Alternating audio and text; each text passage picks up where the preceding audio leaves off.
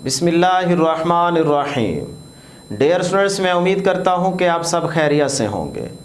आज की इस वीडियो में हम MDCAT unit electrostatics start कर रहे हैं।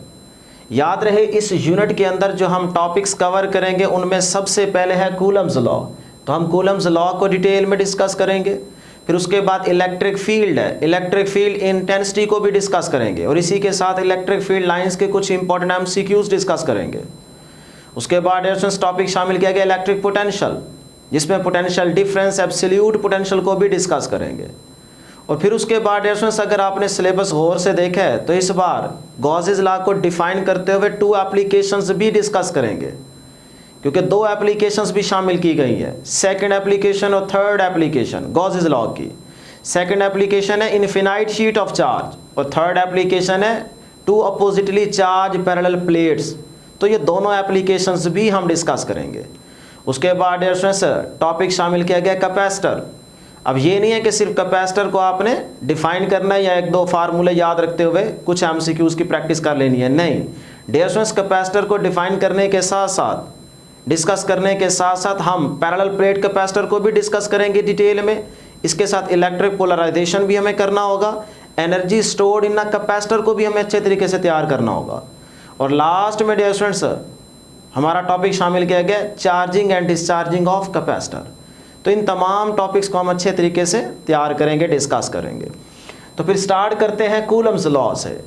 डियर स्टूडेंट्स, आप एक चार्ज की प्रॉपर्टी पढ़ के आ रहे हैं कि लाइक चार्जेस एक दूसरे को रिपेल करते हैं और अपोजिट चार्जेस एक दूसरे को अट्रैक्ट करते हैं। हम यहाँ पे कोई डेफिनेशन नहीं करेंगे, बस उसके मेन पॉइंट्स डिस्कस करेंगे और जो इंपॉर्टेंट फार्मूलाए होंगे उनको यूज़ करेंगे और आपकी प्रैक्टिस करवाएंगे कि इन फार्मूलाए को आपने एमसीक्यूज में किस तरह से यूज़ करना है। ठीक है जी। तो लाइक चार्जेस एक दूसरे को रिपेल करते हैं और अपोजिट चार्जेस एक दूसरे को अट्रैक्ट करते हैं। याद रहे, कूलम्स लॉ के अंदर जो हम फोर्स की नेचर डिस्कस करेंगे वो क्वांटिटेटिव होगी। सही है। जब हम कहते हैं ना कि लाइक चार्ज एक दूसरे को रिपेल करते हैं और अपोजिट चार्ज एक दूसरे को अट्रैक्ट करते हैं, तो ये क्वालिटेटिव नेचर है। जबकि हम यहाँ पे जो फोर्स की यानी कि मैग्नीट्यूड को कैलकुलेट करना कि जो लाइक चार्ज एक दूसरे को रिपेल करते हैं कितनी फोर्स है वो एक दूसरे को रिपेल करते हैं, अपोजिट चार्ज एक दूसरे को अट्रैक्ट करते हैं तो कितनी ज़्यादा फोर्स है वो एक दूसरे को अट्रैक्ट करते हैं। ये जो मैग्नीट्यूड है ना, इसको कैलकुलेट करेंगे। यही हमारे पास कूलम्स लॉ के अंदर क्वांटिटेटिव नेचर कहलाती है। ठीक है। तो हम क्वांटिटेटिव नेचर को डिस्कस करने जा रहे हैं। तो फिर डायग्राम से स्टार्ट करते हैं। डियर स्टूडेंट्स, कूलम्स लॉ के अंदर हमारे पास जो चार्ज डिस्कस होगा वो है पॉइंट चार्ज। अब पॉइंट चार्ज क्या होता है, डेफिनेशन करने की ज़रूरत नहीं है, सिर्फ यहाँ पे समझ लें कि सपोज करें यहाँ पे एक हमारे पास चार्ज मौजूद है और दूसरा चार्ज यहाँ पे मौजूद है। ठीक है। इसको मैं कह देता हूँ Q1, इसको कह देता हूँ Q2। अब डियर स्टूडेंट्स, इस Q1 और Q2 के बिटवीन ये सारी क्या है, सेपरेशन है, डिस्टेंस है। सही है। अब ज़रा गौर से सुनना, अगर इस चार्ज से इस चार्ज तक का डिस्टेंस इस चार्ज की मैग्नीट्यूड से ग्रेटर हो तो फिर ये चार्ज पॉइंट चार्ज कहलाएगा। यानी कि अगर एक चार्ज की मैग्नीट्यूड या साइज किसी दूसरे चार्ज तक के डिस्टेंस से क्या हो जाए, स्मॉल हो जाए, तो फिर उस चार्ज को आप क्या बोलते हैं, पॉइंट चार्ज बोलते हैं। तो अब देखें ये डिस्टेंस देखें किसी दूसरे चार्ज से, ये सारा डिस्टेंस, और फिर इस चार्ज का साइज देखें, मैग्नीट्यूड देखें, तो ये मैग्नीट्यूड दूसरे चार्ज तक के डिस्टेंस से क्या है, बहुत स्मॉल है। तो फिर ये चार्ज जो Q2 है इसे आप पॉइंट चार्ज कहेंगे। क्लियर है जी। तो ये है पॉइंट चार्ज। तो हम कूलम्स लॉ के अंदर पॉइंट चार्ज को लेके चलते हैं। ठीक है। या आप डियर स्टूडेंट्स एक चीज़ और भी याद रखें, और ये पॉइंट चार्ज आपके पास स्फेरिकल चार्ज है। मैं यहाँ पे लिख देता हूँ कि या तो आप कहेंगे कि पॉइंट चार्ज और दूसरे नंबर पे डियर स्टूडेंट्स आप कह सकते हैं स्फेरिकल चार्ज। इससे भी मुराद यही होगा कि पॉइंट चार्ज ही डिस्कस किया जा रहा है, स्फेरिकल शेप में होता है पॉइंट चार्ज। ठीक है ना। तो ये है जी हमारे पास पॉइंट चार्ज Q1 प्लस, और ये है प्लस का Q2 पॉइंट चार्ज। दोनों चार्जेस के बिटवीन जो सेपरेशन है वो हमने ली हुई है और उसको शो किया हुआ है R से। ये सेपरेशन क्या है, R है, डिस्टेंस है। याद रखिएगा, जब आप पॉइंट चार्ज कह रहे होते हैं ना, तो पॉइंट चार्ज दो चार्जेस के बिटवीन जो डिस्टेंस लेना है ना, ये इन 2 पॉइंट चार्ज के सेंटर से लेना है।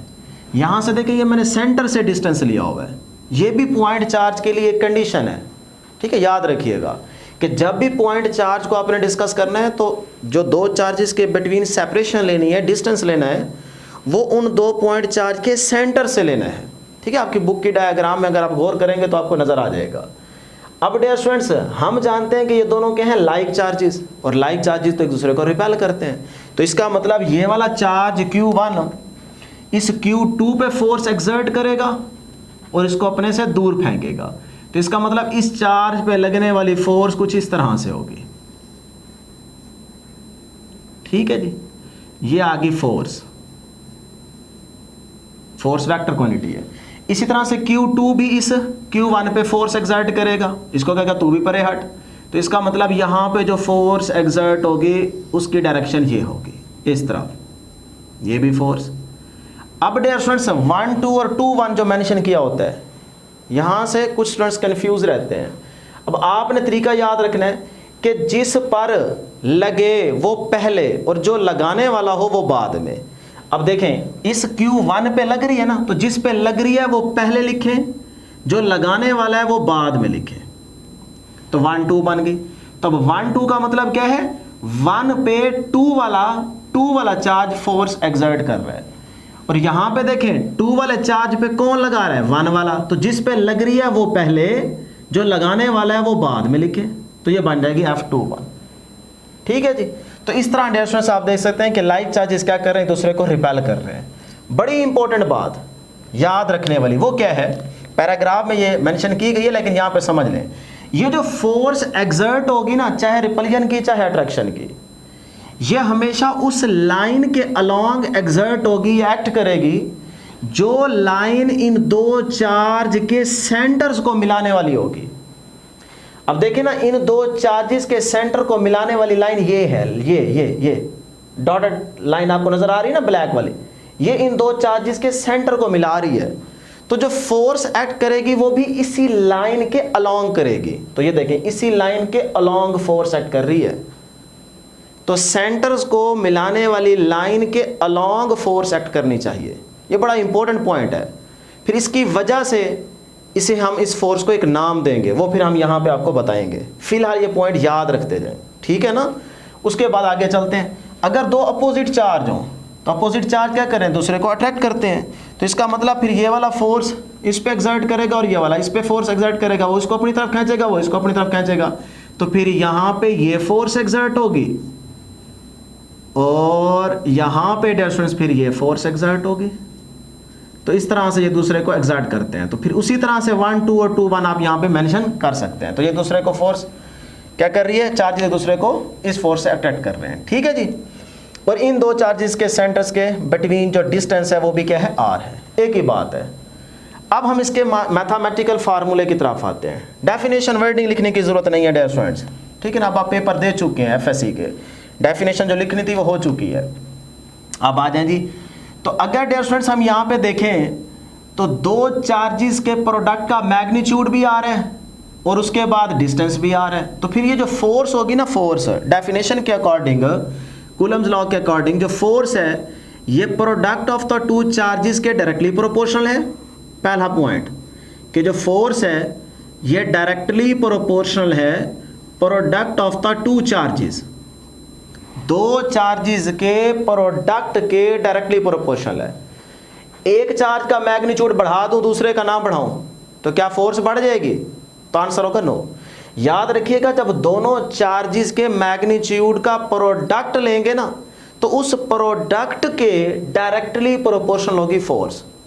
ये बात बार बार मैं इसलिए बोल रहा हूं क्योंकि यहां पे स्टूडेंट्स कंफ्यूज हो जाते हैं, ठीक है। लास्ट में हम कुछ MCQs डिस्कस करेंगे, फिर भूल नहीं जाना। तो product of the two charges की मैग्नीट्यूड के क्या है, डायरेक्टली प्रोपोर्शनल है फोर्स। तो ये बन गई क्वेश्चन नंबर 1। उसके बाद सेकंड पॉइंट कि यही फोर्स इनवर्सली प्रोपोर्शनल है डियर स्टूडेंट्स किसके, square of the distance between the two charges, square of the distance के। ये जो दो चार्जेस के बिटवीन डिस्टेंस आ रहा है ना, इसके स्क्वायर के क्या है, फोर्स इनवर्सली प्रोपोर्शनल है। क्लियर जी। तो ये बन गई क्वेश्चन नंबर 2। अब इन दोनों इक्वेशंस को डियर स्टूडेंट्स अगर हम कंबाइन कर लें तो ये बन जाएगी आपके पास F is directly proportional to Q1 Q2 divided by R square. ये बन गई क्वेश्चन नंबर 3। सही है जी। अब एक चीज का ख्याल रहे, ये जो आर स्क्वायर है, यहां दो चार्जेस के बिटवीन डिस्टेंस तो एक आर है, फिर ये आर स्क्वायर कहां से आ गया? याद रखिएगा डियर स्टूडेंट्स, ये वाला चार्ज यहां तक इस पे फोर्स एक्सर्ट करेगा, डिस्टेंस कवर करेगा आर। ये वाला चार्ज भी इस पे फोर्स एक्सर्ट करेगा, डिस्टेंस कवर करेगा आर। तो वो जो फोर्स आएगी कॉमन, उसको हम देखें, एक आर ये हो जाएगा, दूसरा आर ये हो जाएगा, तो आर को आर से मल्टीप्लाई करेंगे, आर स्क्वायर हो जाएगा। एक आंसर ये है। दूसरा है कि इसको आप एरिया भी कह सकते हैं, क्योंकि एरिया का यूनिट क्या होता है? Metre square. तो यहाँ पे आर स्क्वायर है, तो आर का यूनिट मीटर, मीटर के ऊपर स्क्वायर है, तो मीटर स्क्वायर क्या बन गया? एरिया बन गया। अब ये एरिया कैसे डिस्कस करेंगे? देखें, चार्ज है ना, चार्ज, तो चार्ज के अराउंड एक खास रीजन तक उसका फील्ड एग्जिस्ट करेगा। तो अगर मैं इस चार्ज का, देखें, ऐसे फील्ड एग्जिस्ट करवाऊं, सपोज करें ये चार्ज है, उसके बाद ये सारा क्या है? फील्ड है। ये ऐसे फील्ड है इस रीजन तक, ठीक है। अब देखें ये क्या बन गई है? सरफेस नहीं बन गई? यानी कि फील्ड ने सरफेस बना लिया है ना। तो सरफेस किस चीज पे डिपेंड करता है? वो तो एरिया पे डिपेंड करता है। तो देखें, जो अट्रैक्शन या रिपल्जन हुई है वो बेसिकली फील्ड की वजह से हुई है, क्योंकि चार्ज की एक प्रॉपर्टी ये भी तो है ना कि अट्रैक्शन और repulsion due to field. Charge को नहीं खींचता, चार्ज का जो फील्ड होता है वो एक दूसरे को अट्रैक्ट करता है या रिपेल करता है। तो देखें, वही फील्ड क्या बना रहा है? फील्ड बना रहा है सरफेस, और सरफेस डिपेंड कर रहा है एरिया पे, क्योंकि जहां सरफेस की बात करेंगे वहां पे 100% ये गारंटी होगी कि वहां सरफेस एरिया पे डिपेंड कर रही है। तो मेन चीज है फील्ड। फील्ड ने क्या बनाया? सरफेस। सरफेस किस चीज पे डिपेंड करती है? एरिया पे। तो इसी फील्ड की वजह से तो अट्रैक्शन और रिपल्जन हो रही है, तो वो तो बेसिकली एरिया आ रहा है। तो फिर यहां पे आप इस आर स्क्वायर को एरिया भी कह सकते हैं, ठीक है। तो दोनों आपको आंसर आने चाहिए या याद रखने हैं। सही है जी। अब चलते हैं आगे। डियर स्टूडेंट्स, इस प्रोपोर्शनैलिटी को हटाकर आप एक कांस्टेंट यूज करेंगे, और वो होगा कूलम्स के अकॉर्डिंग के।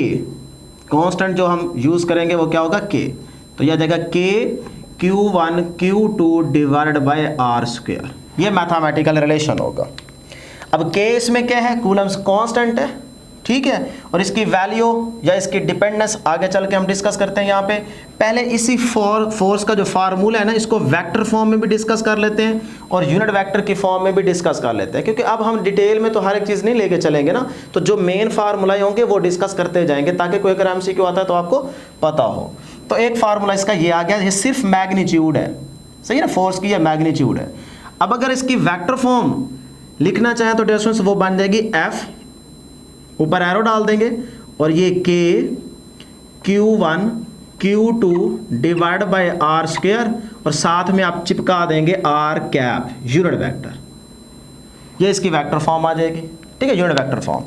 अब अगर आप इसी को, यानी कि इसको आप यूनिट वेक्टर फॉर्म कह सकते हैं, और वेक्टर फॉर्म अगर लिखनी हो, यानी कि आर यूनिट वेक्टर को आर वेक्टर की फॉर्म में लिखना हो और उसी की फोर्स की इक्वेशन क्या बनेगी वो भी देख ले। डियर स्टूडेंट्स, ये भी आपके पास क्या है? वेक्टर फॉर्म है। F is equal to K Q1 Q2 divide by R square, ठीक। अब ये जो आर कैप है, R cap, R unit vector क्या होता है? R unit vector is equal to R vector over R का मैग्नीट्यूड। तो फिर यहां पे लिख सकता हूं ना, आर वेक्टर ओवर आर का मैग्नीट्यूड। अब ये आर आर स्क्वायर से मल्टीप्लाई होगा तो क्या बन जाएगा? R cube. तो फिर मैं इसको क्यूब लिख सकता हूं। तो ये देखें, कहीं पे अगर MCQ में ये वाला रिलेशन पूछा जाए तो आपको याद रखना है, ठीक है, ये भी आना चाहिए। तो ये भी आपके पास क्या है? फोर्स की वेक्टर फॉर्म है, ठीक है। तो ये force R R position vector की फॉर्म में है यहाँ पे, सही है ना, और यहाँ पे यूनिट डायरेक्शन की फॉर्म में है। तो ये दोनों फार्मूले आपने याद रखने हैं। अब हम देखते हैं कि ये जो के आ रहा है इसमें, ये के कूलम्स कांस्टेंट, इसकी डिपेंडेंस क्या है? तो डियर स्टूडेंट्स, बुक के पैराग्राफ में दो बड़े इंपॉर्टेंट MCQs ये बन सकते हैं। तो के जो है वो डिपेंड करता है, number 1 system of units, system of units, और नंबर 2 यानी कि यूनिट पे डिपेंड करेगा। पहले आपने के की वैल्यू के साथ यूनिट भी देखना है, यूनिट चेंज होगा तो आंसर भी चेंज होगा, वैल्यू भी चेंज होगी, डिफरेंट होगी। सिस्टम ऑफ यूनिट्स पे के डिपेंड करता है, और number 2 medium between two charges. Dear students, जो दो चार्जेस के बिटवीन कोई मीडियम जब प्लेस किया जाएगा तब भी के की वैल्यू चेंज हो जाएगी। तो के जो है वो चार्जेस के बिटवीन मीडियम पे भी डिपेंड करता है। ये दोनों बड़े इंपॉर्टेंट एमसीक्यू है, याद रखिएगा। अब हम पहले डिस्कस करते हैं के को इन वैक्यूम। वैक्यूम के केस में हम के को डिस्कस करते हैं। तो देखें जी डियर स्टूडेंट्स, के का जो फार्मूला रहेगा ना, के का फार्मूला वो कूलम के अकॉर्डिंग जो फार्मूला है वो है 1/4 पाई एप्सिलॉन नॉट। ये फार्मूला है के का। अब इसमें जो एप्सिलॉन नॉट है ये हमारे पास है परमिटिविटी ऑफ फ्री स्पेस। ये जो एप्सिलॉन नॉट है, एप्सिलॉन नॉट ये है डियर स्टूडेंट्स, याद रखिएगा, ये है परमिटिविटी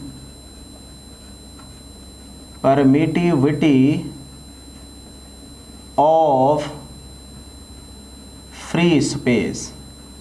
ठीक है, और इस परमिटिविटी ऑफ फ्री स्पेस की जो वैल्यू है यानी कि एप्सिलॉन नॉट की, वो वैल्यू है dear students 8.85 multiply 10 raise to power -12 coulomb square per newton per metre square. ये आपके पास एप्सिलॉन नॉट की वैल्यू है। अब याद रखिएगा ये परमिटिविटी है क्या। मैं यहाँ पे डेफिनेशन नहीं करूँगा, सिर्फ आपको कंसेप्ट देंगे। अब बच्चे ये समझते हैं कि परमिटिविटी ये है कि दो चार्जेस के बिटवीन एक ऐसी एबिलिटी मीडियम की जो चार्जेस के फील्ड ऑफ फोर्स को अलाउ करती है, यानी कि पास होने देती है कि कितना फील्ड ऑफ फोर्स जो है वो इन दो चार्जेस के बिटवीन पास हो जाएगा। डियर स्टूडेंट्स, ये मतलब नहीं है, आपने याद रखना है, इसके उलट है। जो परमिटिविटी है ना, ये अपोजिशन का नाम है। यानी कि ये जो वर्डिंग लिखी होती है ना, की बुक जब आप पढ़ते हैं डेफिनेशन याद करते हैं तो लिखा होता है to allow the field of force. वो जो अलाउ है ना, उसका मतलब ये नहीं है कि वो चार्जेस के बिटवीन जो फील्ड ऑफ फोर्स है उसको पास होने दे, नहीं। वो to allow the field of force का मतलब ये है कि मीडियम की वो एबिलिटी जो अपने फील्ड को, क्योंकि हर चीज़ का अपना फील्ड तो होगा, तो मीडियम का भी तो अपना फील्ड है ना, तो मीडियम की वो एबिलिटी जो अपने फील्ड को अलाउ करती है कि जा भाई जा, क्या कर, जाके इन दो चार्जेस के बिटवीन जो फील्ड ऑफ फोर्स है उसको रोक, उसको कम कर, उसको अपोज कर। ये है to allow the field of force का मतलब, कि मीडियम की वो एबिलिटी जो अपने फील्ड को अलाउ करती है कि जाओ और यहां पे जो फील्ड ऑफ फोर्स है उसको खा जा, कम कर जा, उसको अपोज करो, रोको। क्योंकि परमिटिविटी लफ्ज निकला है परमिट से। परमिट का मतलब क्या होता है, इजाजत देना, टू अलाउ। तो अब टू अलाउ का मतलब ये नहीं है कि वो फील्ड ऑफ फोर्स जो इन दो चार्जेस के बिटवीन है उसको पास होने दे ना, बल्कि टू अलाउ या परमिट इजाजत देने का मतलब है कि मीडियम की वो एबिलिटी जो अपने फील्ड को इजाजत देती है कि जाओ इन दो चार्जेस के बिटवीन फील्ड ऑफ फोर्स को कम कर दो। तो पोजीशन का रोल प्ले करती है बेसिकली परमिटिविटी, ये याद रखिएगा। ठीक है, तो फिर डियर स्टूडेंट्स यहाँ से परमिटिविटी का एक रिलेशन याद रख लें ताकि आपको कहीं एमसीक्यू आए तो ये गलत ना हो। और वो रिलेशन क्या है वो याद रखिएगा, जो परमिटिविटी है, परमिटिविटी ये इनवर्सली प्रोपोर्शनल है किसके, परमिशन के। परमिट से परमिशन याद रख लें, परमिशन। तो अगर परमिशन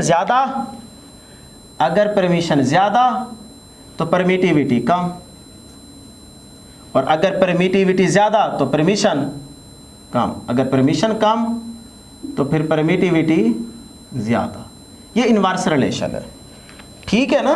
तो इस केस में देखें ये वैल्यू -12 है, तो फिर जब मीडियम के साथ मैं कंपेयर करूंगा तो फिर आपको समझ आ जानी चाहिए कि ये वैल्यू ज़्यादा है। जब उस केस में जाएंगे तो वैल्यू डिक्रीज कर जाएगी, ठीक है ना।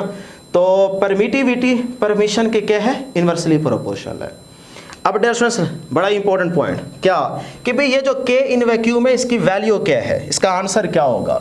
तो अब आपके पास एप्सिलॉन नॉट की वैल्यू ये आ चुकी है, ये वाली सही है। पाई कांस्टेंट 3.144 वैसे कांस्टेंट है, 1 वैसे, तो इसको कैलकुलेटर पे आप सॉल्व करेंगे तो आपके पास के का आंसर आ जाएगा।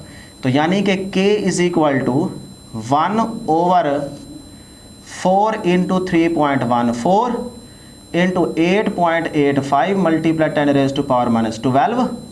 इसको कैलकुलेटर पे सॉल्व करें तो ये तकरीबन nearly equal to dear students answer आता है, वैसे तो आएगा 8.89, लेकिन आप उसको लिख सकते हैं 9 × 10 रेज़ टू पावर 9, और साथ में यूनिट अगर आप यहाँ से कैलकुलेट करना चाहेंगे फोर्स के फार्मूले से, तो ये देखें के अपनी जगह पे, एफ का क्या होगा न्यूटन, ये आर स्क्वायर तो जाके मल्टीप्लाई हो जाएगा तो मीटर स्क्वायर, और कूलम स्क्वायर है क्योंकि coulomb coulomb coulomb coulomb coulomb square नीचे आके डिवाइड हो जाएगा तो पर कूलम स्क्वायर, यानी कि के का जो यूनिट है वो इस परमिटिविटी वाले यूनिट से क्या है, उलट है।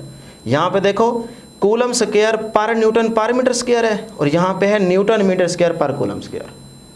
तो ये है डियर स्टूडेंट्स के की वैल्यू और के की वैल्यू के साथ उसका यूनिट। अब के इन मीडियम, जब हम दो चार्जेस के बिटवीन कोई मीडियम प्लेस करेंगे, डाइलेक्ट्रिक प्लेस करेंगे, तब के क्या होगा, तो इन मीडियम याद रखिएगा। फिर आप इसी के फार्मूले के साथ 1/4 पाई एप्सिलॉन नॉट, इसके साथ एक और चीज़ चिपका देंगे और वो होगा एप्सिलॉन आर। एप्सिलॉन आर जो है ना, ये रिलेटिव परमिटिविटी है। एप्सिलॉन आर जो है ये क्या है, रिलेटिव परमिटिविटी, सही है। ये अब स्टूडेंट्स ये समझते हैं कि शायद रिलेटिव परमिटिविटी का मतलब है कि ये मीडियम की परमिटिविटी है, नहीं, ये डियर स्टूडेंट जस्ट फैक्टर है, फैक्टर। ये फैक्टर कोई नंबर हो सकता है, वैल्यू हो सकती है, उस नंबर को, उस वैल्यू को जब एप्सिलॉन नॉट के साथ मल्टीप्लाई करेंगे ना, तब जो वैल्यू बनेगी, आंसर बनेगी, वो होगी मीडियम की परमिटिविटी। बच्चे सिर्फ एप्सिलॉन आर को समझ लेते हैं कि शायद ये परमिटिविटी है मीडियम की, नहीं, ये जस्ट फैक्टर है। इस फैक्टर को जब एप्सिलॉन नॉट के साथ मल्टीप्लाई करेंगे तो जो आंसर आएगा, जो वैल्यू आएगी, वो बेसिकली मीडियम की परमिटिविटी होगी, ठीक है ना। तो ये आपके पास के आ गया इन मीडियम। अब डियर स्टूडेंट्स इसमें जो रिलेटिव परमिटिविटी है, या इसका फार्मूला अगर आप यूं भी लिखना चाहें तो लिख सकते हैं के medium is equal to epsilon r के अलावा ये सारा क्या है, के इन वैक्यूम, तो इसको लिख दें के in vacuum divided by epsilon r. तो ये भी एक रिलेशन आपने याद रखना है, ठीक है जी। उसके बाद अगली बात जो बड़ी इंपॉर्टेंट है वो है डियर स्टूडेंट्स कि ये जो एप्सिलॉन आर है ये बराबर होगा एप्सिलॉन ओवर एप्सिलॉन नॉट के। ये क्या है, एब्सोल्यूट परमिटिविटी, ये क्या है, परमिटिविटी ऑफ फ्री स्पेस, यानी कि एक्चुअल में जो फार्मूला है ना वो है absolute permittivity is equal to relative permittivity into permittivity of free space, ये रिलेशन है, सही ना। तो यहां से अगर आप एप्सिलॉन आर को कैलकुलेट करें तो वो यही चीज बन जाती है एप्सिलॉन ओवर एप्सिलॉन नॉट, और इसका यूनिट कोई नहीं रहेगा, क्यों, क्योंकि ये रेशियो है, तो नो यूनिट, या यूनिट लेस भी बोल सकते हैं। अब आ जाए जी, यही अगर मीडियम की सिचुएशन में के को लेके चलने के साथ फोर्स का फार्मूला देखें तो फिर क्या बनेगा। जैसे यहाँ पे फोर्स के ये फार्मूले डिस्कस किए गए वैसे ही यहाँ पे डिस्कस करते हैं। तो force F is equal to k की जगह लिखेंगे 1/4 पाई एप्सिलॉन नॉट, साथ में क्या आ जाएगा एप्सिलॉन आर, और आगे वही Q1 Q2 divide by R square, ठीक है। और फिर इसको वेक्टर फॉर्म में अगर लिखना चाहेंगे तो फिर वही फार्मूला बन जाएगा। तो अगर इसी चीज़ को डिस्टेंस में ऐसे लिख लो तब भी तो ठीक है ना, इन मैग्नीट्यूड कि फोर्स इन मीडियम, ये मीडियम वाली फोर्स है ना, तो मीडियम इज इक्वल टू, इसके अलावा ये सारा फार्मूला किसका है, ये तो वैक्यूम का है। तो फिर मैं यहाँ पर लिख देता हूँ फोर्स वैक्यूम डिवाइडेड बाय ये एप्सिलॉन आर वैसे का वैसे। तो ये जो है ये इक्वेशन इंपॉर्टेंट है जिसे मैं नाम दे रहा हूँ इक्वेशन ए का, सही है। अब देखें डिनोमिनेटर में अगर एप्सिलॉन आर आया है तो इसका मतलब डिनोमिनेटर में कोई चीज़ ऐड हुई है, उसके आने से ये वाला आंसर क्या हो जाएगा, ये आंसर कम हो जाएगा, लेस हो जाएगा। तो इसका मतलब वैक्यूम के केस में जो फोर्स की वैल्यू होगी उसको अगर आप कंपेयर करें मीडियम वाले केस से, तो फिर मीडियम के केस में जो फोर्स की वैल्यू होगी वो कम हो जाएगी, वो डिक्रीज कर जाएगी। तो डाइलेक्ट्रिक के प्लेस करने से फोर्स क्या कर जाती है, डिक्रीज कर जाती है। अभी हम इसका मैथमेटिकल रिलेशन देखेंगे कि कैसे कर जाती है, एमसीक्यूज करेंगे ना डिस्कस, ठीक है। फिलहाल आप ये रिलेशन याद रख लें, और वैसे भी यहाँ से भी याद कर सकते हैं। देखें कहाँ से याद कर सकते हैं, यहाँ से देखें एप्सिलॉन आर है ना, तो एप्सिलॉन आर के आने से ये के मीडियम क्या हो जाएगा, कम हो जाएगा, और अगर के मीडियम कम हो जाए, के मीडियम कम हो जाए तो फोर्स मीडियम वाली क्या हो जाएगी, कम हो जाएगी, डिक्रीज कर जाएगी। सही है ना। लेकिन एक चीज का ख्याल रहे, अगर इस एप्सिलॉन आर की वैल्यू 1 है, अगर 1 है तो फिर मीडियम और वैक्यूम की फोर्स इक्वल रहेगी, तब वैल्यू के का क्या आएगा, के का आंसर क्या आएगा, तब मीडियम वाला के जो होगा वो वैक्यूम के इक्वल होगा।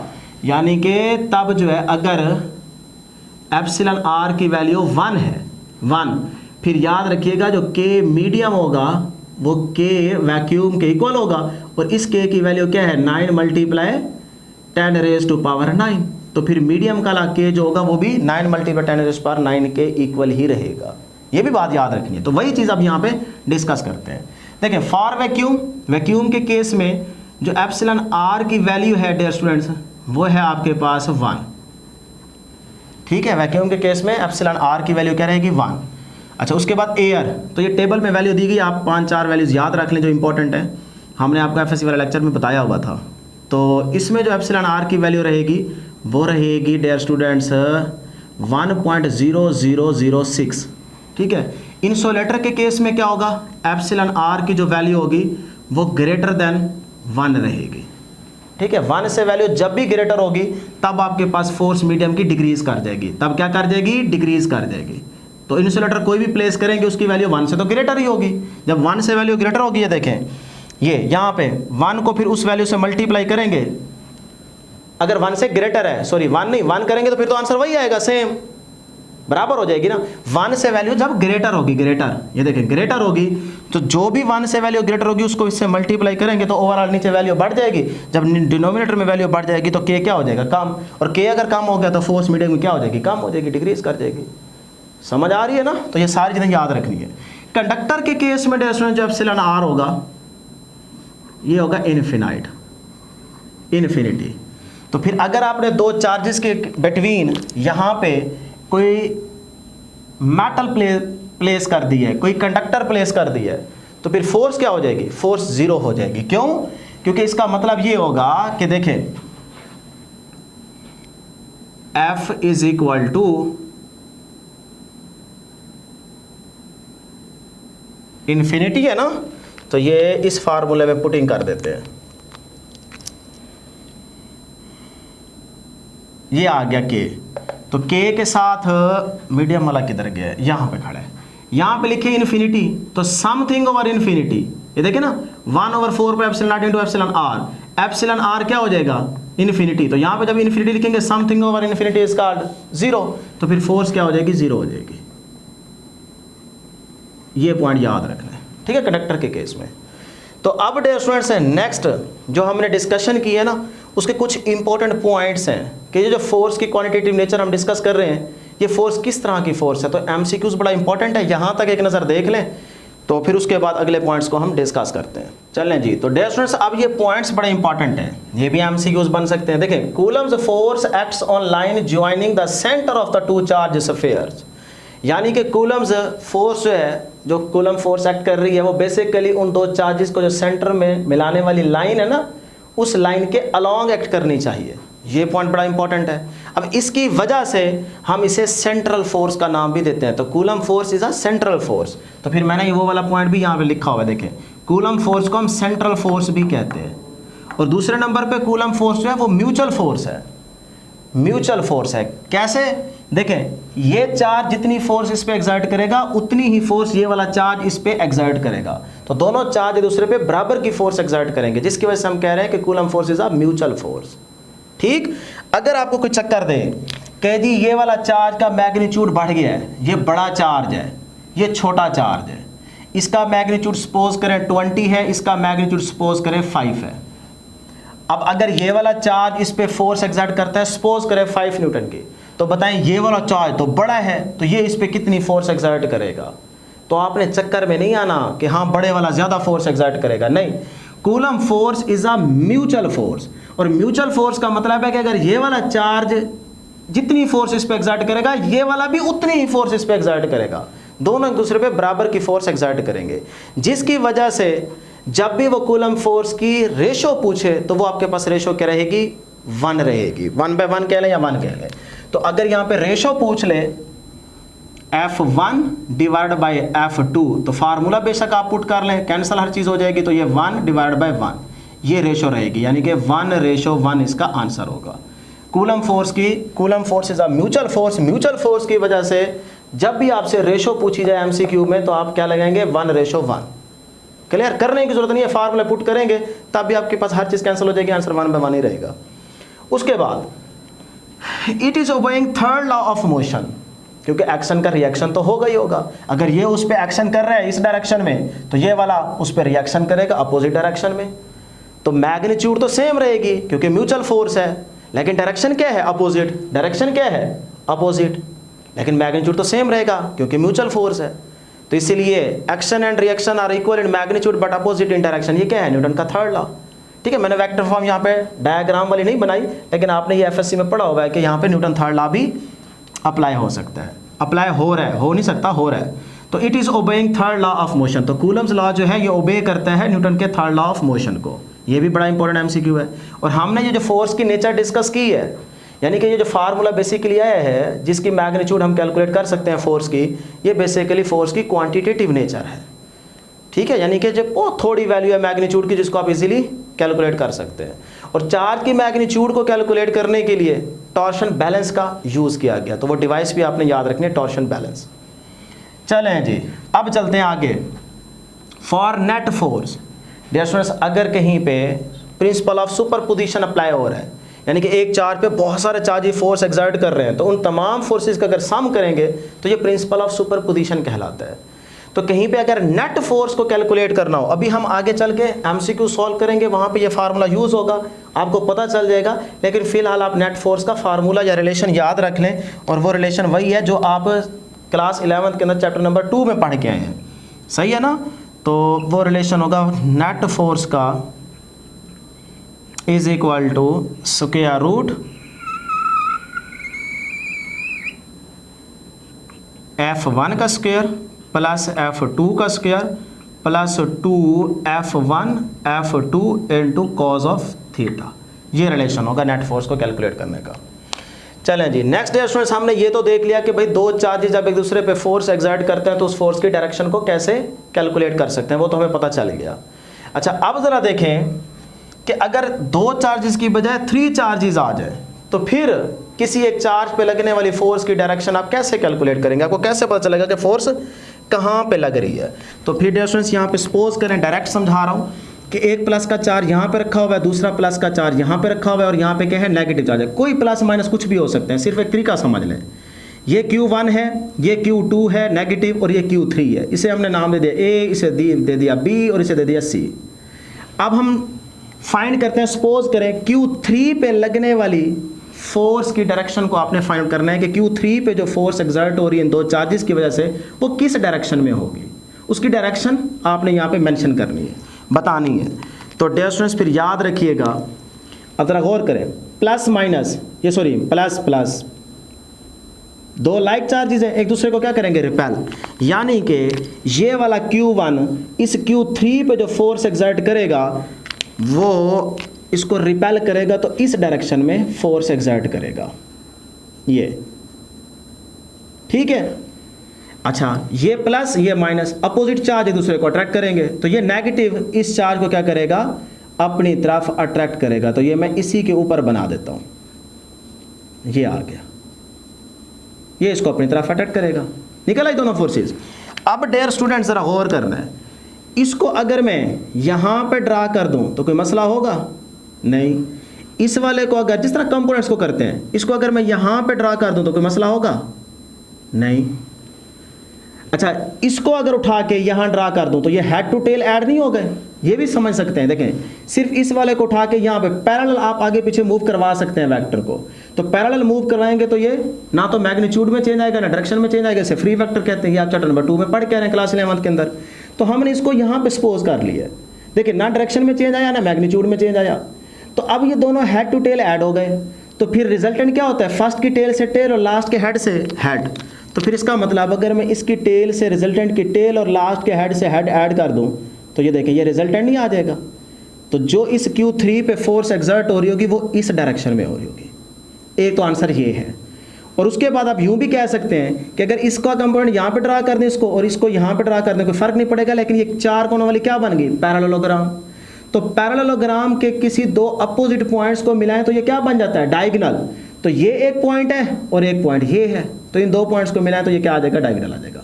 तो पैरेललोग्राम के डायगोनल पे आपके चार्ज Q3 पे लगने वाली फोर्स एक्ट करेगी। तो इसी फोर्स को आपने फाइंड आउट करना था। तो ये कहां पे लग रही है, देखें AC और BC के डायगोनल पे लग रही है, ठीक है, along the AC diagonal of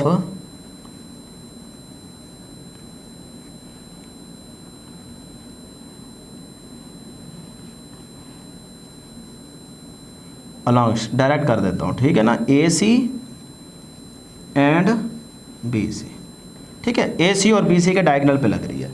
तो इस तरह से डियर स्टूडेंट्स जब भी वो यहाँ पे चार्जेस को प्लेस करे तो आपसे किसी भी एक चार्ज पे लगने वाली फोर्स को कैलकुलेट करने का कहे तो आप इजीली कैलकुलेट कर सकते हैं। चाहे रिजल्टेंट ड्रा कर लें, इसको उधर ले जाएं, हेड टू टेल ऐड करके आप रिजल्टेंट की कंडीशन अप्लाई करके फर्स्ट के टेल से टेल और लास्ट के हेड से हेड मिला के तब भी बता सकते हैं, और पैरेललोग्राम बना के भी डायगोनल को या दो पॉइंट्स अपोजिट को मिला के आप फोर्स को कैलकुलेट कर सकते हैं। चलें जी, नेक्स्ट डियर स्टूडेंट्स बड़ा इंपॉर्टेंट नोट है, लीनियर चार्ज डेंसिटी अगर पूछे तो लीनियर चार्ज डेंसिटी होती है जी चार्ज पर यूनिट लेंथ, और इसको डिनोट करते हैं लैम्डा से।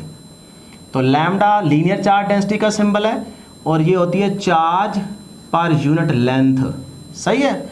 सरफेस चार्ज डेंसिटी क्या होती है, सरफेस चार्ज डेंसिटी को सिग्मा से डिनोट करते हैं और ये होती है dear students charge per unit area, charge per unit area.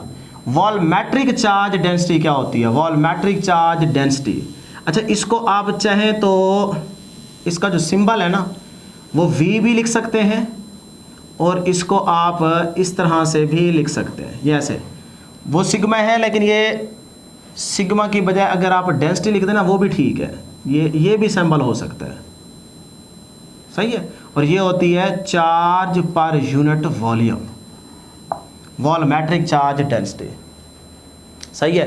रो है ना बेसिकली, तो इसको आप किसी बुक में ना डायरेक्ट V भी लिखा हुआ है स्टाइल में, ऐसे करके ऐसे थोड़ा सा, तो मैंने डायरेक्ट समझा दिया है ये। तो ये आपके पास क्या है, वॉल्यूमेट्रिक चार्ज डेंसिटी है, चार्ज पर यूनिट वॉल्यूम। तो सिंपल आपसे पूछ लेता है कि भाई वॉल्यूमेट्रिक चार्ज डेंसिटी, नीचे ऑप्शंस बनी होंगी तो आपको पता होना चाहिए कि charge per unit volume volumetric charge density है, और surface charge density charge per unit area है, लीनियर चार्ज डेंसिटी क्या है, चार्ज पर यूनिट लेंथ है। अब ये किस तरह से आते हैं, क्या इनका प्रूफ करना चाहिए नहीं करना चाहिए, ये आपने नहीं करना डिस्कस, जस्ट आपने रिलेशन याद रखने हैं, सही है जी। MCQ बड़ा इंपॉर्टेंट है, देखें छोटा छोटा MCQ है कि अगर Q1 Q2 के बराबर हो, Q2 और Q1 की वैल्यू दी गई है 1 कॉलम, यानी कि ये दोनों चार्ज 1 कॉलम के हैं और R दिया गया इन दोनों के बिटवीन 1 मीटर, तो बताएं फोर्स की वैल्यू क्या होगी। अब यहाँ जो गलती करते हैं बच्चे, हालांकि MCQ तो बहुत सिंपल है, बच्चे गलती ये करते हैं, देखिए फार्मूला यूज़ करते हैं F = K Q1 Q2 divide by R square. तो वो कहते हैं जी Q1 भी 1, ये भी 1, तो 1 1 1 डिवाइड बाई 1, 1 का स्क्वायर 1, तो 1 1 से गया 1 आया, तो K बच गया। अब K का तो आंसर होता है 9 × 10⁻⁹ न्यूटन मीटर स्क्वायर पर कॉलम स्क्वायर। वो ये वाली ऑप्शन सेलेक्ट करते हैं। नहीं डियर स्टूडेंट्स, आप क्या निकाल रहे हो, फोर्स, और फोर्स K बराबर है, तो जो आंसर रहेगा ना वो ये रहेगा 9 × 10⁻⁹ न्यूटन, न्यूटन में आंसर रहेगा। फोर्स का यूनिट क्या है, न्यूटन है, ठीक है। तो ये वाले ऑप्शन आप सेलेक्ट करेंगे। अब ये बड़ा इंपॉर्टेंट MCQ है, अक्सर आता है, if third charge in equilibrium, यानी कि दो चार्जेस दिए गए हैं, उन दो चार्जेस की मैग्नीट्यूड भी मेंशन की गई होगी और साइन भी मेंशन किया होगा, या वो अपोजिट होंगे या वो क्या होंगे, सेम लाइक चार्जेस होंगे, लेकिन उन दोनों चार्जेस के बिटवीन एक और चार्ज प्लेस किया जाएगा और वो इक्विलिब्रियम की कंडीशन पे होगा। तब आपसे कहा जाएगा कि उस चार्ज से किसी दूसरे चार्ज तक का डिस्टेंस कैलकुलेट करें, ठीक है। अब देखें समझें ज़रा, ये एक चार्ज है Q, दूसरा चार्ज ये है 4Q, यानी कि इस चार्ज की मैग्नीट्यूड कम है 1 है, इस चार्ज पॉजिटिव की मैग्नीट्यूड क्या है 4। अब ये बड़ा चार्ज है, ये छोटा चार्ज है, लेकिन दोनों क्या है, सेम चार्जेस हैं, क्लियर।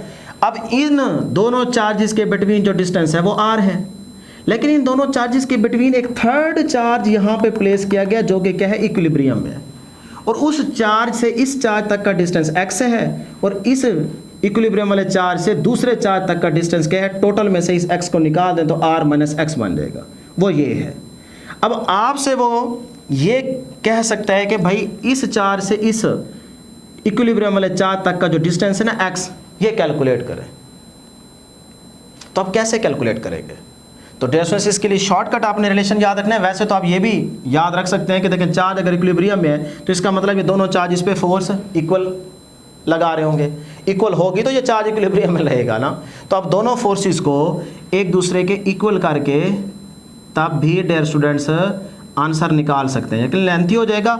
इसका शॉर्टकट जो तरीका आप याद रखेंगे कि अगर बाहर वाले दोनों चार्जेस क्या हैं, बाहर वाले दोनों चार्जेस क्या हैं, सेम, यानी कि ये प्लस या ये भी माइनस ये भी माइनस, अगर बाहर वाले सेम है, अंदर वाला कोई भी हो सकता है, चाहे प्लस हो चाहे माइनस हो, इससे फर्क नहीं पड़ता, बस बाहर वालों को देखना है, चाहे दोनों प्लस के हैं चाहे दोनों नेगेटिव के हैं। तो अगर इस x को निकालना हो तो इसके लिए शॉर्टकट याद रख लें, x is equal to square root q1 divided by square root q2 plus square root q1 multiply r। ये एक फार्मूला आपने याद रखना है, इससे आप x को कैलकुलेट कर सकते हैं। और q1 की वैल्यू दी गई है, उसकी भी दी गई है q2 की, इसको q1 कंसीडर कर लें, इसको आप q2 कंसीडर कर लें, ठीक है, वैल्यू पुट करें आंसर आ जाएगा। और ये भी r वो स्टेटमेंट में मेंशन करेगा, क्लियर है जी। तो वैल्यू पुट करेंगे आंसर आ गया, ना भी मेंशन करे तो r को r रहने दें, जो भी आंसर है वो यहाँ पे पुट कर दें। अच्छा, अगर ये वाला चार्ज प्लस है सपोज करें और ये वाला माइनस है, अपोजिट चार्ज है, बाहर वाले माइनस के हों या प्लस के हों दोनों, तब फार्मूला ये, अगर एक प्लस है दूसरा माइनस है, अपोजिट है, तो फिर इसी फार्मूले के अंदर आपने सिर्फ ये एक छोटा सा काम करना है, q1 divided bye q2 minus लगा देना है यहाँ पे, under root q1 multiply r, बस ये काम करना है आपने कि यहाँ पे माइनस आ जाएगा। तो इस तरह आप x को कैलकुलेट कर सकते हैं। तो ये था डियर स्टूडेंट्स हमारे पास कूलम्स लॉ। फिर इसके बाद हम आगे चलते हैं electric field intensity, electric field lines के कॉन्सेप्ट को देखते हैं। डियर स्टूडेंट्स अब है इलेक्ट्रिक फील्ड इंटेंसिटी। फील्ड क्या है? चार्ज के अराउंड एक ख़ास रीजन तक जो उसका इफेक्ट होता है उसको बेसिकली फील्ड बोलते हैं। तो जहाँ चार्ज होगा वहाँ उसके अराउंड एक ख़ास रीजन तक उसका फील्ड एग्जिस्ट करेगा, ठीक है। उसी फील्ड की वजह से फोर्स एक्सर्ट करती है किसी दूसरे चार्ज पे। इलेक्ट्रिक फील्ड इंटेंसिटी एक चार्ज की इंट्रिंसिक प्रॉपर्टी है। इसको डिफाइन करते हैं कि force per unit charge is called electric field intensity. Simple आप इसको याद रखें, फोर्स पर यूनिट चार्ज कह लें या टेस्ट चार्ज कह लें। टेस्ट चार्ज को डियर स्टूडेंट्स याद रखिएगा क्यू नॉट से डिनोट करते हैं। इसका मैथमेटिकल अगर रिलेशन लिखें तो E is equal to force F divide by charge q naught. Test charge होता है ये पॉइंट चार्ज के कंपैरेटिवली बहुत छोटा होता है, इसका जो मैग्नीट्यूड होता है वो नियरली इक्वल टू 0 आप कंसीडर करते हैं, सही है। अब इलेक्ट्रिक फील्ड इंटेंसिटी जो है ये डियर स्टूडेंट्स याद रखिएगा, it is a vector quantity. ये क्या है? वेक्टर क्वांटिटी है। क्यों? क्योंकि यहाँ पे फोर्स क्या है? वेक्टर। तो इलेक्ट्रिक फील्ड इंटेंसिटी भी क्या होगी? वेक्टर क्वांटिटी होगी। अगर इसको वेक्टर की फॉर्म में लिखना हो तो फिर कैसे लिखेंगे? और इस F की जगह डियर स्टूडेंट्स अगर मैं इस तरह से लिख दूं तब भी तो ये इलेक्ट्रिक फील्ड इंटेंसिटी का फार्मूला बनेगा ना। इन मैग्नीट्यूड लिखने की कोशिश कर रहा हूँ। F क्या है? K Q1 Q2 divide bye R square, और ये वाला Q नॉट वैसे का वैसे, यानी कि Q1 को मैं Q कह रहा हूँ और Q2 को मैं Q नॉट कह रहा हूँ, तो इससे तो कोई फर्क नहीं पड़ना ना। तो Q नॉट से कैंसल, तो आगे आपके पास रिलेशन क्या आ जाएगा? E is equal to k q over r square. ये होगा इसका मैथमेटिकल रिलेशन। अब इसको अगर वेक्टर फॉर्म में लिखना हो तो फिर इसको वेक्टर फॉर्म में कैसे लिखेंगे? यहाँ पे एरो आ जाएगा और इसके साथ R यूनिट वेक्टर आ जाएगा। और अगर आप R को चेंज करें तो R unit vector is equal to R vector over R का मैग्नीट्यूड। तो फिर यही रिलेशन क्या बन जाएगा? ये रिलेशन डियर स्टूडेंट्स बन जाएगा, कहाँ लिखें? यहाँ लिखते हैं, क्योंकि यहाँ पे हम एक और केस डिस्कस करेंगे वैक्यूम का और मीडियम का। इसको हम यहाँ पे लिखते हैं, यहाँ पे कि ये बन जाएगा जी E is equal to k q over are की क्यूब, क्योंकि ये आर स्क्वायर से मल्टीप्लाई आर क्यूब बन जाएगा और ऊपर क्या आ जाएगा आर पोजीशन वेक्टर। ये फार्मूला भी इलेक्ट्रिक फील्ड इंटेंसिटी का होगा। ये सारे रिलेशन आपने याद रखने हैं। अब इन वैक्यूम, क्योंकि के आ गया ना, तो ये तो हम पीछे फोर्स के टॉपिक में पढ़ के आ रहे हैं, के इन वैक्यूम और के इन मीडियम। तो फिर ये रिलेशन बन जाएगा E is equal to k की जगह लिखेंगे 1/4 pi epsilon naught q over r square, in magnitude लिख रहा हूँ। तो वैक्यूम के केस में ये फार्मूला बन जाएगा। अगर इसी को वेक्टर की फॉर्म में लिखना हो तो साथ में यहाँ पे क्या आ जाएगा, आर यूनिट वेक्टर आ जाएगा। इस तरह से ये वेक्टर फॉर्म बन जाएगी इन वैक्यूम। सही है ना, याद रखिएगा इन वैक्यूम हम ये केस डिस्कस कर रहे हैं। अच्छा, इन मीडियम क्या होगा, electric field intensity medium is equal to भाई 1/4 पाई एप्सिलॉन नॉट, साथ में क्या चिपकाएंगे एप्सिलॉन आर और आगे क्यू ओवर आर स्क्वायर। ये बन जाएगा फार्मूला। अब इसी को अगर वेक्टर फॉर्म में लिखना हो तो ये एरो आ जाएगा और यहाँ पे आर यूनिट वेक्टर आ जाएगा, ये इसकी वेक्टर फॉर्म बन जाएगी। सही है, तो इस तरह से इन मीडियम और इन वैक्यूम डियर स्टूडेंट्स आप इलेक्ट्रिक फील्ड इंटेंसिटी के रिलेशन याद रखेंगे। अब यहाँ से इस रिलेशन में देखें, अगर E medium is equal to, ये सारा फार्मूला इसके अलावा एप्सिलॉन आर के अलावा किसका है, वैक्यूम का, तो ये बन जाएगा E वैक्यूम डिवाइडेड बाय ये एप्सिलॉन आर वैसे का वैसे, ये रिलेशन बन जाएगा। अब याद रखिएगा अगर एप्सिलॉन आर की वैल्यू जब 1 से ग्रेटर होगी, 1 के बराबर होगी, तो फिर तो ये दोनों इक्वल रहेंगे ना, जैसे फोर्स की थी। सही है ना, लेकिन जब एप्सिलॉन आर की वैल्यू 1 से ग्रेटर होगी तब याद रखिएगा मीडियम में जो इलेक्ट्रिक फील्ड इंटेंसिटी होगी वो डिक्रीज कर जाएगी, वो लेस होगी कंपैरेटिवली किसके, वैक्यूम के केस से। हमने फोर्स में भी तो यही रिलेशन याद रखा था ना कि यहाँ पे फोर्स के केस में भी प्रीवियस स्लाइड के अंदर हम यही करके आ रहे हैं डिस्कस के फोर्स मीडियम में जो है वो लेस देन है इन वैक्यूम के केस से। ये रिलेशन फोर्स में भी ऐसे ही था। तो फोर्स और इलेक्ट्रिक फील्ड इंटेंसिटी के हैं आपस में डायरेक्टली प्रोपोर्शनल है। तो जिस तरह फोर्स का बिहेवियर था वैसे ही आपके पास E का बिहेवियर होगा। तो यहाँ पे आप देख सकते हैं ये सारे इंपॉर्टेंट MCQs हैं। यूनिट की बात करते हैं, याद रखिएगा इलेक्ट्रिक फील्ड इंटेंसिटी का यूनिट होता है न्यूटन पर कॉलम, फोर्स का न्यूटन, चार्ज का कॉलम, और यही यूनिट डियर स्टूडेंट्स बराबर होता है, तो और लिख के आप लिख सकते हैं volt per metre. Newton per column जो है ये वोल्ट पर मीटर के बराबर होता है। तो वोल्ट पर मीटर भी इलेक्ट्रिक फील्ड इंटेंसिटी का यूनिट होगा। कैसे आप करेंगे, रिलेशन आपने याद रखना है, एक वर्क का, work is equal to FD, और दूसरा V is equal to work over charge. अब इसी में अगर आप पुट कर दें तो ये देखें वोल्ट अपनी जगह पे, वर्क की जगह लिखेंगे F इंटू D, तो F का क्या होता है न्यूटन मीटर, F का न्यूटन और D का मीटर, तो वर्क की जगह आ जाएगा newton metre divide by charge की जगह कॉलम। अब ये मीटर इधर मल्टीपल और इधर आके डिवाइड हो जाएगा, तो volt per metre is equal to newton per coulomb. तो अगर दोनों यूनिट बराबर हैं तो इसका मतलब ये दोनों ही आपके पास इलेक्ट्रिक फील्ड इंटेंसिटी का यूनिट है। क्लियर है जी।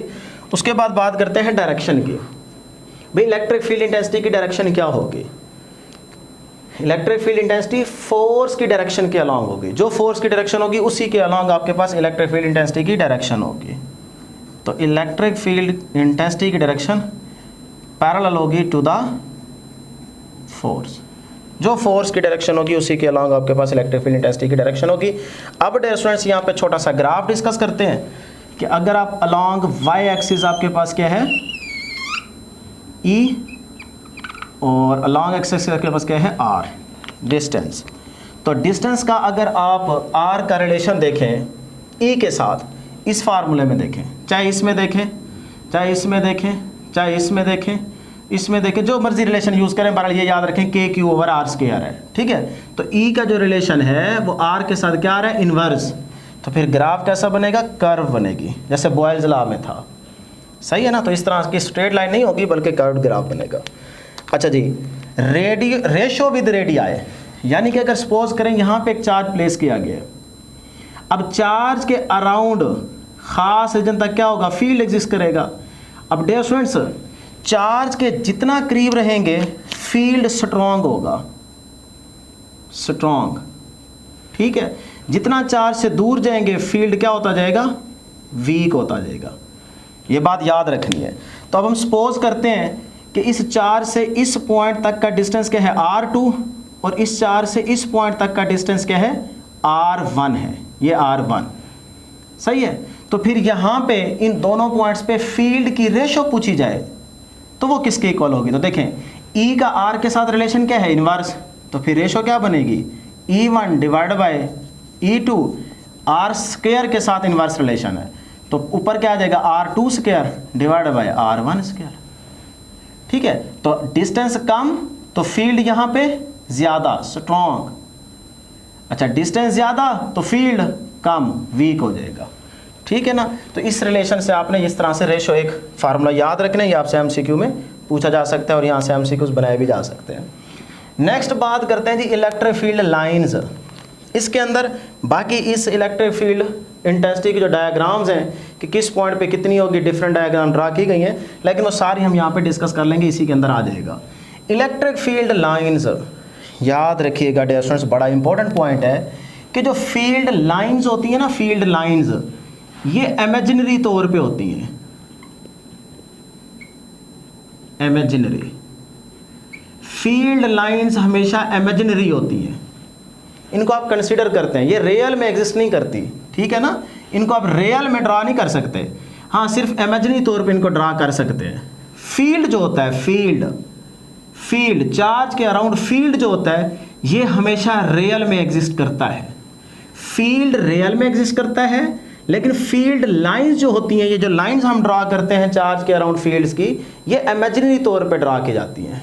तो फील्ड लाइंस इमेजिनरी तौर पे होती हैं, फील्ड जो होता है खुद वो रियल में होता है। अब याद रखिएगा इलेक्ट्रिक फील्ड लाइंस ये 3 डायमेंशनल में एग्जिस्ट करती हैं, 3D में। 3D का क्या मतलब है, देखें जब ये फील्ड लाइंस को आप कंसीडर करते हैं ना, इसकी एग्जांपल ऐसे समझें कि जैसे एक बंद रूम में जब आप बल्ब ऑन करते हैं तो लाइट जो है वो हर तरफ फैलती है, रूम के अंदर लाइट हर तरफ फैलती है, इसको 3D बोलते हैं कि हर डायरेक्शन में लाइट जा रही है। तो चार्ज के अराउंड जो फील्ड होता है ये भी इसी तरह 3D बल्ब की तरह, लाइट की तरह बिहेव कर रहा होता है कि जहाँ चार्ज उसके अराउंड हर तरफ हर डायरेक्शन में फील्ड एग्जिस्ट करता है, ठीक है। तो इसीलिए हम कहते हैं कि फील्ड लाइंस जो हैं वो 3D में इमेजिनरी तौर पे होती हैं और फील्ड खुद क्या होता है, रियल में होता है, ये बात याद रखनी है। उसके बाद नेक्स्ट पॉइंट है starts from positive and and on negative, यानी कि जो फील्ड लाइंस होंगी वो हमेशा पॉजिटिव चार्ज से स्टार्ट होंगी, निकलेंगी और नेगेटिव में जाके एंड हो जाएंगी, ख़त्म हो जाएंगी, ठीक है। पॉजिटिव से ओरिजिनेट होंगी और नेगेटिव में एंड हो जाएंगी। Next point number of field lines, ये जो नंबर ऑफ फील्ड लाइंस होती हैं ये फील्ड स्ट्रेंथ पे डिपेंड करती हैं, उसके डायरेक्टली प्रोपोर्शनल होती है। जितनी फील्ड स्ट्रेंथ बढ़ाएंगे आप, चार्ज का मैग्नीट्यूड बढ़ाते जाएं, जितना चार्ज का मैग्नीट्यूड बढ़ाएंगे उतनी ही नंबर ऑफ फील्ड लाइंस बढ़ जाएंगी। सपोज करें अगर आपके पास चार्ज का मैग्नीट्यूड है 2 कॉलम, सही है, और मैं कहता हूं कि इसकी फील्ड लाइंस भी कितनी है, तो ये कंसीडर कर रहा हूं पॉजिटिव चार्ज है तो आउटवर्ड फील्ड होगा। अच्छा अगर यही चार्ज का मैग्नीट्यूड मैं 4 कर देता हूं, 4 कॉलम, तो मैग्नीट्यूड बढ़ गया, तो इसका मतलब नंबर ऑफ फील्ड लाइंस भी बढ़ जाएंगी क्योंकि फील्ड की स्ट्रेंथ बढ़ गई है ना, मैग्नीट्यूड बढ़ गया, तो फिर वो नंबर ऑफ फील्ड लाइंस भी कितनी हो जाएगी, 4 हो जाएगी इस तरह। तो इसका मतलब नंबर ऑफ फील्ड लाइंस जो हैं वो फील्ड स्ट्रेंथ के क्या हैं, डायरेक्टली प्रोपोर्शनल है। फील्ड स्ट्रेंथ बढ़ाओगे तो नंबर ऑफ फील्ड लाइंस भी बढ़ जाएगी, क्लियर। उसके बाद है सिंगल चार्ज, जिसके लिए आपने साइन कन्वेंशन याद रखनी है कि अगर इस तरह का एक पॉजिटिव सिंगल चार्ज है तो उसके अराउंड फील्ड एग्जिस्ट करेगा, तो उस फील्ड को आप लाइंस की फॉर्म में जब ड्रा करेंगे तो कैसे करेंगे। फैराडेज ने आपको बताया था ना कि इस चार्ज के अराउंड बाहर बाउंड्री पे आप क्या करें, सारे टेस्ट चार्ज प्लेस कर दें, टेस्ट चार्ज प्लेस कर दें ऐसे। ये तरीका आपको हम एफएससी में सिखा चुके हैं, आप प्लेलिस्ट में जाके वीडियो देखेंगे तो आपको डिटेल में सारी चीज़ें समझ आ जाएगी। अब पॉजिटिव को क्या करेगा, रिपेल करेगा, तो जिस लाइन के अलोंग वो इस पे फोर्स एक्सर्ट करेगा उसी लाइन के अलोंग आप छोटे छोटे क्या लगाते जाएंगे, एरो लगाते जाएंगे, एरो, ठीक है। वो एरो आपको बताएंगे कि जितना डिस्टेंस बढ़ता जा रहा है फील्ड एरो का जो साइज होगा वो छोटा होता जाएगा, इसका मतलब डिस्टेंस बढ़ता जा रहा है, फील्ड कम होता जा रहा है। तो उसी एरोज की हेल्प से जब फैराडेज लॉ ने ये सारी चीज़ें ड्रा की तो आपकी बुक में वो इस तरह की लाइंस ड्रा की गई है। अब लाइंस भी बेसिकली एरो की तरह ही बिहेव कर रही हैं। देखें, जैसे जैसे दूर जाओगे एरो का जो साइज है वो छोटा होता जाएगा। इसका मतलब होगा फील्ड कम होता जा रहा है, डिस्टेंस बढ़ता जा रहा है। जितना एरो छोटा इसका मतलब फील्ड कम होता जा रहा है, ठीक है ना। अब उसने एरो लगाए लेकिन आपकी बुक में सिर्फ लाइन है, तो लाइन भी वही मतलब बता रही है। कैसे? देखें, चार्ज से जितना दूर जाएंगे, ये देखें फील्ड क्या होता जा रहा है, वीक। यहाँ देखें चार्ज के करीब है तो फील्ड स्ट्रॉन्ग है, यहाँ दूर जाएंगे फर्दर अपार्ट तो खुली खुली होती जा रही है और दूर दूर, ये देखें फील्ड क्या होता जा रहा है, वीक। तो अभी भी एरो वाला ही मतलब है, ठीक है। तो जैसे मर्जी आप याद रख लें। तो बहरहाल किस तरह से ये लाइंस हम ड्रा करते हैं, इस चार्ज के बाहर बाउंड्री पे टेस्ट चार्ज को प्लेस करके जिस लाइन पे फोर्स एग्जर्ट होती है वहाँ पे हम एरोज लगाते हैं, और फिर उन एरोज की जगह अगर आप लाइन भी ड्रा करते हैं तो वो भी यही बात बन जाती है। तो इस तरह से फिर हमने याद रखना है कि जब देखें ना पॉजिटिव को रिपेल करेगा तो डायरेक्शन ऑटोमेटिकली आउटवर्ड जाती है, आउटवर्ड। तो पॉजिटिव चार्ज की जो डायरेक्शन होगी वो आउटवर्ड होगी, रेडियली आउटवर्ड, क्योंकि ये फील्ड जो है वो यूनिफॉर्म नहीं है। देखिए ये यूनिफॉर्म है नहीं, चेंज हो रहा है ना, चेंज हो रहा है। तो ये नॉन यूनिफॉर्म फील्ड है, रेडियल फील्ड है। तो इसकी डायरेक्शन क्या है पॉजिटिव चार्ज की, आउटवर्ड, सही है। इस तरह नेगेटिव चार्ज है तो नेगेटिव चार्ज में जो फील्ड की डायरेक्शन होगी वो इनवर्ड होगी, इनवर्ड। तो एक तरह से आप कह सकते हैं कि पॉजिटिव चार्ज का फील्ड जो है वो डाइवर्ज होता है, नेगेटिव चार्ज का जो फील्ड होता है वो कन्वर्ज होता है, इकट्ठा होता है। देख सकते हैं आप, ठीक है ना, एक पॉइंट पे आ रहा है, अंदर की तरफ आ रहा है, तो इसकी डायरेक्शन क्या होगी, इनवर्ड। फील्ड की डायरेक्शन नेगेटिव चार्ज की इनवर्ड, पॉजिटिव चार्ज की आउटवर्ड। और इसका भी अगर आप फील्ड लाइंस जो कि इमेजिनरी तौर पे आपने ड्रा की हैं, ये कैसे ड्रा की हैं कि इस नेगेटिव चार्ज के बाहर बाउंड्री पे आपने टेस्ट चार्ज प्लेस कर दिया, और टेस्ट चार्ज हमेशा पॉजिटिव होता है, इस तरह से। फिर वो जिस डायरेक्शन में फोर्स अट्रैक्ट करेगा ना, तो ये देखें ये इसको अट्रैक्ट करेगा, तो जिस लाइन के अलॉन्ग ये इसको अट्रैक्ट करेगा, फोर्स लगाएगा, उस लाइन के अलॉन्ग आप एरो लगाते जाएंगे तो वो आपके पास बेसिकली लाइंस की डायरेक्शन आती जाएगी, ठीक है ना। तो इस तरह से ये आइसोलेटेड चार्ज नेगेटिव था और ये पॉजिटिव था, और उसकी लाइंस की डायरेक्शन हमने देखी कि नेगेटिव की इनवर्ड और पॉजिटिव की आउटवर्ड। यही बात हमने लिखी थी कि स्टार्ट्स फ्रॉम पॉजिटिव, पॉजिटिव से देखें निकलती है, नेगेटिव में जाके इन हो जाती है। अब देखते हैं नॉन यूनिफॉर्म और यूनिफॉर्म फील्ड हमको कहाँ देखने को मिलता है। तो दो अपोजिट पैरेलल प्लेट, मेटल कह लें, प्लेट्स कह लें, वो हमने दो ली, उनको प्लेस किया, एक पॉजिटिव चार्ज की प्लेट है और दूसरी नेगेटिव चार्ज की प्लेट है, अपोजिट है, ठीक है। अब हम जानते हैं पॉजिटिव से फील्ड निकलता है और नेगेटिव में इन होता है, तो पॉजिटिव से निकला फील्ड नेगेटिव की तरफ पहुंचा, तो पॉजिटिव से ओरिजिनेट हुआ और नेगेटिव में जाके एंड हो गया। तो इस तरह positive to negative field lines की क्या होगी, डायरेक्शन होगी। अब यहाँ पे डायरेक्शन जो ये इनर साइड वाला रीजन है, यानी कि सेंटर है, सेंटर, इस पे गौर करें तो फील्ड क्या है, यूनिफॉर्म, एक जैसा फील्ड क्या है यहाँ पे इस रीजन के अंदर, यूनिफॉर्म है। लेकिन आउटसाइड पे देखें, एजिस पे, यानी कि ये आपके पास एजिस हैं, अगर आप एजिस पे गौर करें तो कर्व्ड फील्ड है, और कर्व्ड फील्ड जो होता है वो हमेशा नॉन यूनिफॉर्म होता है, यूनिफॉर्म नहीं होता, रेडियल होता है। तो अब ये कर्व्ड क्यों है, क्योंकि देखें ये लाइन तो इसको इधर से रिपेल कर रही है और ये इसको इधर से रिपेल कर रही है, यानी कि ये फोर्स इधर लगा रही है, ये फोर्स इधर लगा रही है, तो ये लाइन सीधी हो गई। इसी तरह इसके लिए ये फोर्स इधर, ये फोर्स इधर, ये भी सीधी होगी। लेकिन आउटर साइड पे देखें, एजिस पे देखें, बाहर से कोई फील्ड नहीं है, सिर्फ ये इसको थोड़ा सा रिपेल करेगा और ये हल्का सा बाहर जाएगा, लेकिन ये वाली प्लेट के अपोजिट, तो ये इसको अपनी तरफ खींच लेगी, तो इसीलिए कर्व्ड यहाँ पे आ रही है फील्ड, सही है ना। तो बहरहाल ये नॉन यूनिफॉर्म एजिस पे और सेंटर पे क्या है, यूनिफॉर्म है। इसी तरह यहाँ पे ये क्या है, यूनिफॉर्म, ये फील्ड क्या है, यूनिफॉर्म, और ये क्या है, नॉन यूनिफॉर्म, तो ये क्या है, नॉन यूनिफॉर्म। तो इस तरह से ये यूनिफॉर्म और नॉन यूनिफॉर्म फील्ड का कॉन्सेप्ट है, आपने जहाँ पे भी आए समझ आना है। अब बड़े इंपॉर्टेंट छोटे छोटे पॉइंट्स हैं कि electric field lines never form a closed loop. भाई इलेक्ट्रिक फील्ड जो है ये क्लोज लूप नहीं बनाता, मैग्नेटिक फील्ड जो है वो क्लोज लूप बनाता है, क्योंकि नॉर्थ से फील्ड निकलता है, नॉर्थ टू साउथ फील्ड की डायरेक्शन होती है, आउटवर्ड फील्ड की, और इन साइड क्या होती है मैग्नेट के इन साइड, साउथ टू नॉर्थ। तो नॉर्थ से साउथ में आउटवर्ड डायरेक्शन और इनवर्ड क्या होती है, साउथ टू नॉर्थ। तो ये लूप बन जाता है, किसमें, मैग्नेटिक फील्ड लूप बनाती है। लेकिन यहाँ हम पढ़ रहे हैं इलेक्ट्रिक फील्ड। इलेक्ट्रिक फील्ड तो पॉजिटिव से निकलेंगी और नेगेटिव में जाके एंड हो जाएंगी, तो वापसी तो जाएंगी नहीं, तो लूप नहीं बनाती। तो हमने वही बात लिखी है कि electric field lines never form a closed loop, ये क्लोज्ड लूप नहीं बनाती। Clear. Second point, electric field lines never exist inside a conductor. Electric field conductor की इनसाइड हमेशा जीरो रहेगा। क्या रहेगा, जीरो, याद रख लें। उसके बाद है electric field lines are always perpendicular to the equipotential surface. Electric field line जो है इक्विपोटेंशियल सरफेस के हमेशा परपेंडिकुलर होंगी, नॉर्मल होंगी। इक्विपोटेंशियल सरफेस क्या है, यानी कि ये चार्ज है ना, इस चार्ज के अराउंड सपोज कर लें कि ये इक्विपोटेंशियल सरफेस है, यानी कि ऐसी सरफेस जिसके हर पॉइंट पे पोटेंशियल की वैल्यू क्या हो, सेम कांस्टेंट हो, उसको आप इक्विपोटेंशियल सरफेस कहते हैं। तो अब यहाँ पे अगर आप इलेक्ट्रिक फील्ड को ड्रा करना चाहें तो वो क्या होगी, normal to the point, perpendicular to the point. ये देखें, ये भी परपेंडिकुलर, ये भी परपेंडिकुलर, ये भी लाइन परपेंडिकुलर, ये भी लाइन परपेंडिकुलर। तो वही बात यहाँ पे लिखी हुई है। ठीक है जी। तो यहाँ तक डियर स्टूडेंट्स एक नज़र देख लें, मैं टाइम चेंज कर लूँ उसके बाद आगे चलते हैं, बल्कि टाइम जो है ना ये हो जाएगा, 6-7 मिनट रहते हैं तो इंशाल्लाह हो जाएगा, नहीं करते चेंज, ठीक है ना।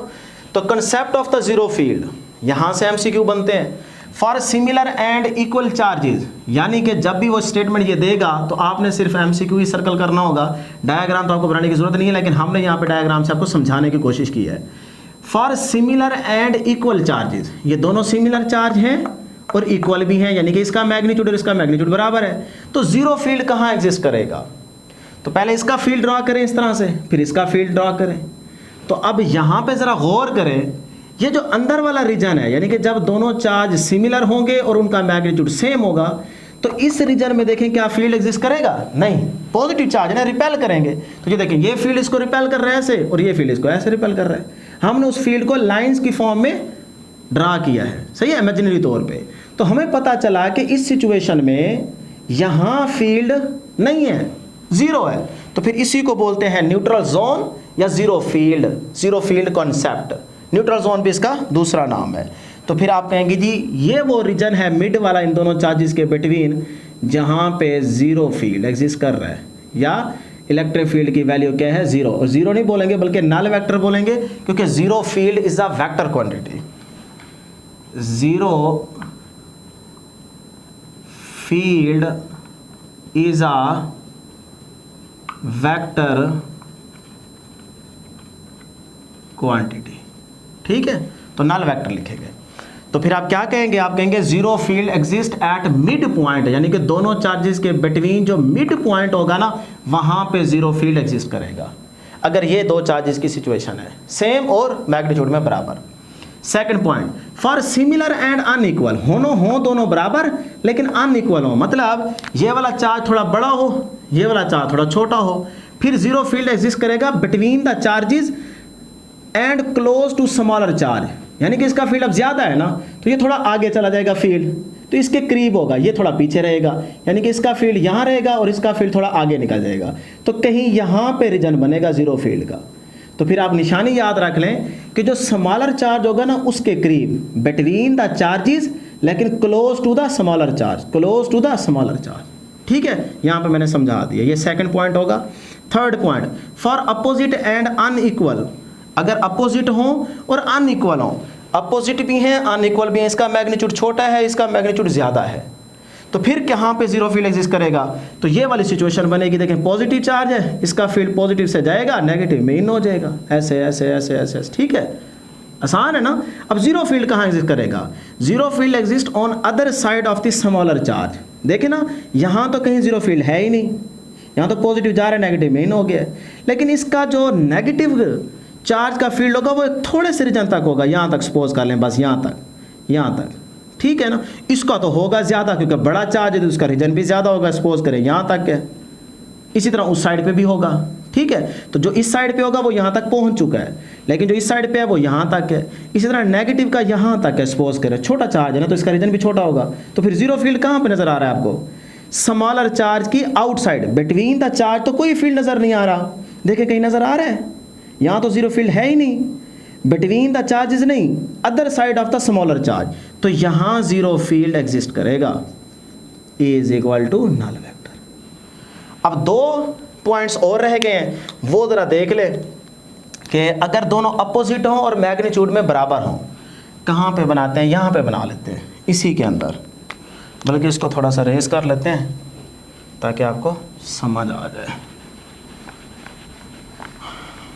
कोशिश करते हैं जी, 2 मिनट रह गए हैं टाइम एंड होने में कि हो जाए।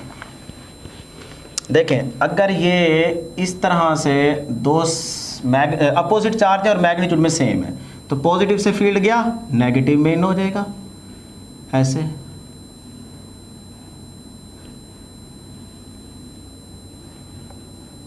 ठीक है, ऐसे ही होगा ना।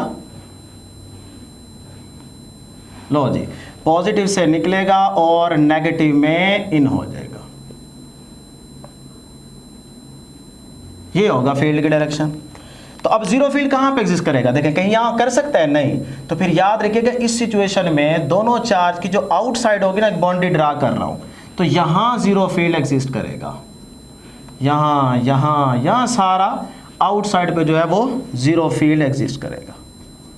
तो इस सिचुएशन में जब दो चार्ज सिमिलर हों और इक्वल मैग्नीट्यूड में हो, तो उस दोनों चार्ज की बाउंड्री पे आउटसाइड पे जीरो फील्ड एग्जिस्ट करेगा।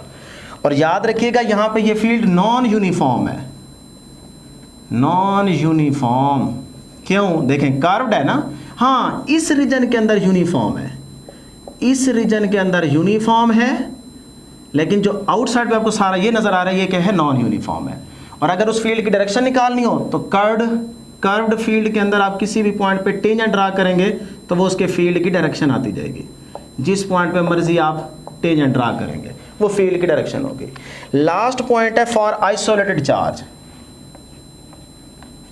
For number 5, for isolated charge zero field कहाँ एग्जिस्ट करेगा, zero field exist at infinity. याद रखिएगा इन्फिनिटी पे करेगा, कैसे, देखें अगर ये चार्ज है तो इसकी बाहर बाउंड्री सपोज करें, ये सारे इसके बाहर क्या है, इन्फिनिटी है, इन्फिनिटी। अब ये बाहर बाउंड्री ड्रा कर दी, इसके बाहर क्या है, सारा इन्फिनिटी है, तो यहां से यहां तक ये डिस्टेंस क्या है, r है, तो r किसको अप्रोच कर रहा है, इन्फिनिटी को, तो फार्मूला लगाएं, E is equal to k q over r square, r की जगह इन्फिनिटी तो k q over r infinity को अप्रोच करे तो something over infinity is called zero, तो आ नहीं गया जीरो। तो आइसोलेटेड चार्ज का मतलब है सिंगल चार्ज, तो सिंगल चार्ज का भी जीरो फील्ड एग्जिस्ट करता है, जरूरी नहीं है कि दो चार्ज हो, तो सिंगल चार्ज का जो जीरो फील्ड एग्जिस्ट करेगा वो एट इन्फिनिटी करेगा। ठीक है, तो ये थी डियर स्टूडेंट्स हमारे पास इलेक्ट्रिक फील्ड इंटेंसिटी की डिस्कशन। तो इससे नेक्स्ट इंशाल्लाह हम डिस्कस करेंगे electric potential, absolute potential, electric field as a potential gradient.